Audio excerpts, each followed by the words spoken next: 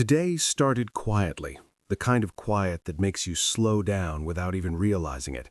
And as the sun lifted over the land, I felt like Cuba was gently inviting me to breathe at its pace, not mine.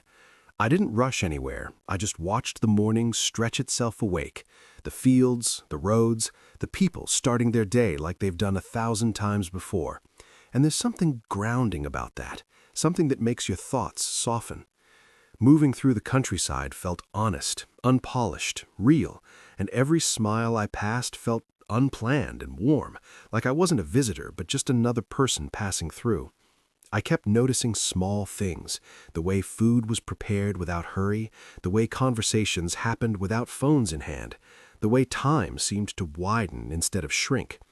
As the day unfolded and the scenery slowly shifted, I could feel the energy change too, not better or worse, just different, louder, fuller, more layered, and Cuba started to reveal another side of itself. Streets filled up, sounds overlapped, music drifted in from somewhere I couldn't see, and suddenly I was walking with a rhythm I hadn't planned but somehow knew. Food became part of the journey without trying to be the highlight, just there, steaming, shared, passed from hand to hand, eaten standing up, eaten laughing, eaten while watching life pass by. I didn't think about what anything was called or how it was made. I just tasted it, felt it, let it be part of the moment, and that felt right. There were moments when I stopped without knowing why, leaning against a wall, sitting on a step, watching people who weren't performing or posing, just living, and it made me feel strangely calm, like I'd been let in on something simple but important. As afternoon leaned toward evening, the light changed everything.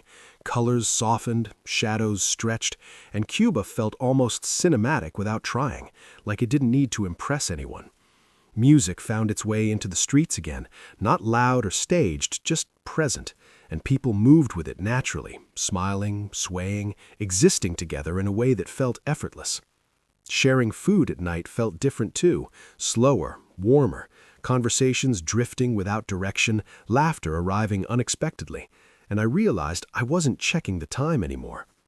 Later, when things grew quieter, when footsteps echoed a little longer and lights reflected softly on the ground, I felt that familiar travel feeling settle in, that mix of gratitude and reflection, like you're already missing something that hasn't even ended yet.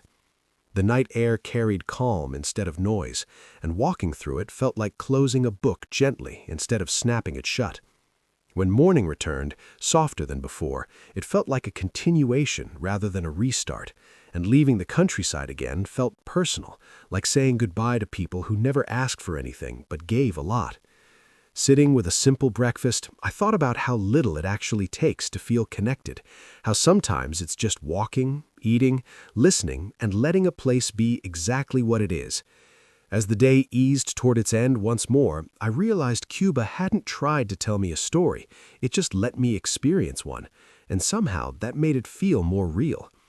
Standing there in the fading light, I didn't feel like I'd seen everything, but I felt like I'd felt enough, and that, honestly, is the kind of journey that stays with you long after the road disappears.